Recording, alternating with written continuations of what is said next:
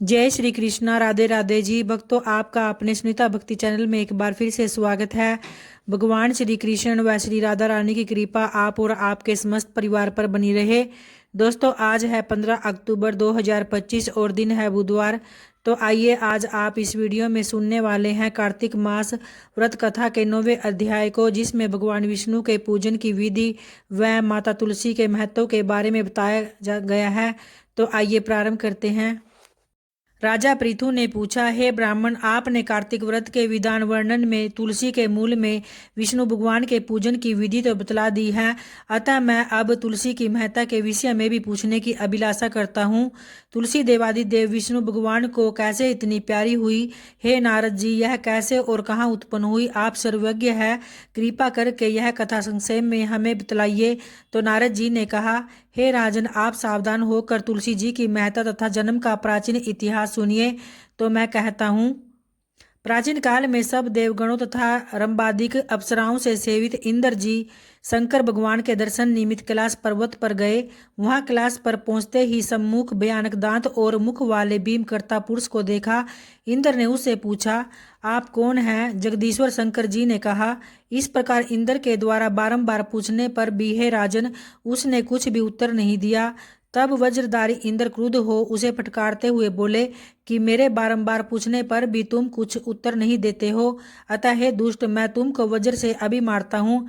इस समय कौन तेरा रक्षक है? इस तरह कहकर इंद्र ने उसे दृढ़ होकर वज्र से मारा।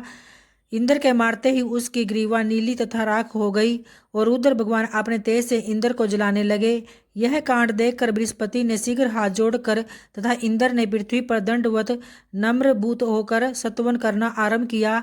बृहस्पति ने कहा, हे देवों के अधिपति, त्र्यंबक कपर्दी, त्रिपुरारी, सर्व और अंधकासुर वध करने वाले शिवजी, आपको मेरा नमस्कार है। अदृश्य रहने वाले, अनेक आकृति धारण करने वाले शंभु, यज्ञ विध्वंसक, यज्ञ फलदाता, कालांतक, काल काले सर्प को धारण करने वाले, ब्रह्मा का शिरोच्छेदन करने वाले, ब्राह्मण के हितकारी, हे शिव जी, आपको मेरा नमस्कार है। नारद जी ने कहा, इस प्रकार बृहस्पति के स्तुति करने पर तीनों लोगों को भस्म करने वाले सशक्त शिवजी अपने नेत्र की दहकती हुई अग्नि को संभालते हुए बृहस्पति से बोले, हे देव गुरु, आपको सत्वन से मैं अति प्रसन्न हूँ। अपनी इच्छा अनुसार वर मांगो और आज से इंद्र को जीव दिलाने के कारण तुम जीव नाम से संसार में विख्यात होगे। बृहस्पति ने कहा, हे देव, यदि आप प्रसन्न हैं तो इस शरणागत इंद्र की रक्षा कीजिए और अपने नेत्र द्वारा उत्पन्न अग्नि को शांत कीजिए। शंकर जी ने कहा, नेत्र द्वारा फिर भीतर अग्नि कैसे जाएगी? इसको कहीं दूर फेंक दूंगा, जिससे यह इंद्र को कष्ट न देवे। तो इस तरह से भक्तों, कार्तिक मास कथा महात्म्य में 9वां अध्याय संपन्न हुआ। और आइए अब कार्तिक स्नान बुढ़िया माई की कहानी को प्रारंभ करते हैं। एक बुढ़िया माई थी जो चातुर्मास में पुष्कर स्नान किया करती थी। उसका एक बेटा और बहू थे। सास ने बहू को फलाहार बनाने को कहा तो बहू ने खाली टिफिन ही रख दिया।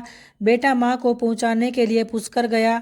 रास्ते में माँ से बोला, माँ फलाहार कर लो। जहाँ पानी मिला वहीं फलाहार करने बैठ गई तो भगवान की कृपा से खाली टिफिन फलों से भर गया।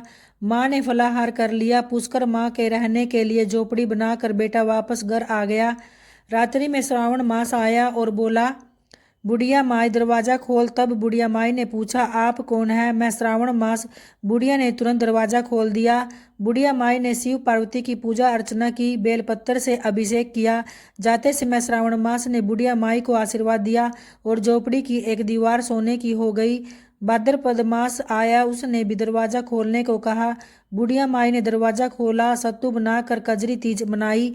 भाद्रपद मास ने बुढ़िया माई को आशीर्वाद दिया और झोपड़ी की दूसरी दीवार भी सोने की हो गई। फिर आश्विन मास आया और उसने भी दरवाजा खोलने को कहा। बुढ़िया माई ने दरवाजा खोला, पितरों का तर्पण कर ब्राह्मण भोज कराकर श्राद्ध किया। नवरात्रि में माँ दुर्गा को अखंड ज्योति जलाकर प्रसन्न किया। सत्य की विजय दिवस के रूप में बुराई का अंत की खुशी में दशहरा मनाया। आश्विन मास में जाते समय प्रसन्न होकर तीसरी दीवार भी बहुमूल्य रत्नों से जड़ित कर दी और बुढ़िया माई को सदैव प्रसन्न रहने का आशीर्वाद दिया। इन सब के बाद कार्तिक मास आया, उसने भी दरवाजा खोलने को कहा। बुढ़िया माई ने दरवाजा खोला, अति प्रसन्न मन से कार्तिक स्नान किया, दीप दान कर दिवाली, गोवर्धन पूजा, भैया दूज, गोपाष्टमी, आंवला नवमी मनाई। कार्तिक मास ने जाते समय आशीर्वाद दिया और झोपड़ी के स्थान पर महल बन गया। फिर बुढ़िया माई गरीबों की सेवा कर भजन कीर्तन में अपना समय व्यतीत करने लगी। बेटा अपनी माँ को लेने आया तो माँ और झोपड़ी को पहचान न सका, तो पड़ोसियों से पूछा। उन्होंने बताया। बेटा माँ के चरणों में गिर कर बोला, माँ घर चलो। सारे सामान के साथ घर ले आया। सासू माँ के ठाठ देखकर बहू के मन में लालच आ गया और उसने अपनी माँ को भी पुष्कर छोड़कर आने को कहा, तो उसका पति अपनी सास को भी पुष्कर छोड़ाया। परंतु बहू की माँ की धर्म कर्म में बिल्कुल रुचि नहीं थी। वह 4 समय भोजन करती और दिन भर सोती।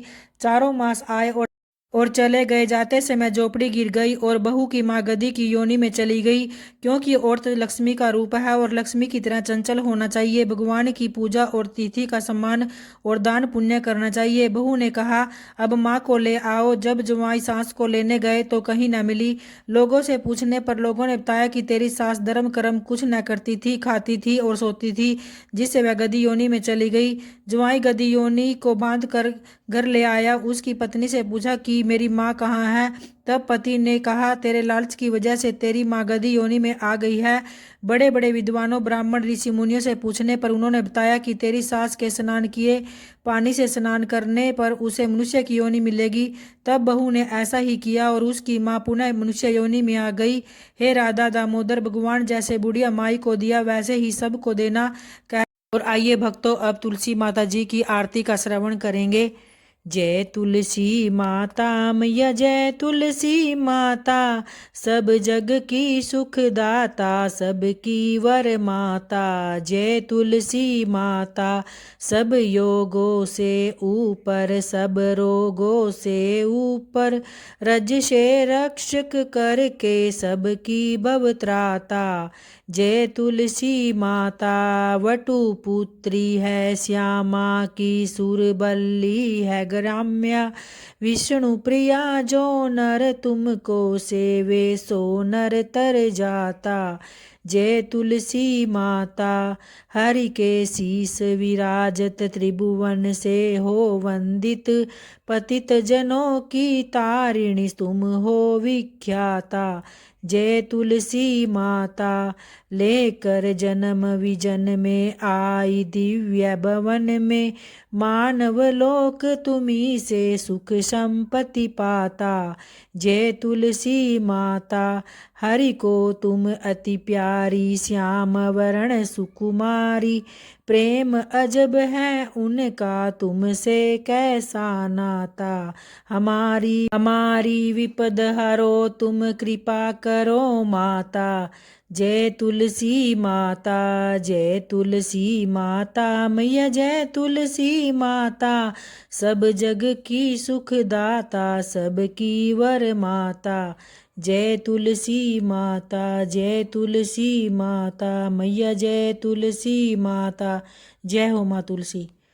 दोस्तों, उम्मीद करती हूँ आपको वीडियो ज़रूर पसंद आई होगी। अगर आई है तो वीडियो को लाइक ज़रूर करें और जो चैनल पे पहली बार आए हैं चैनल को सब्सक्राइब भी करें, ताकि इस तरह की वीडियो मैं आप लोगों के लिए समय से लेकर आती रहूँ। धन्यवाद दोस्तों।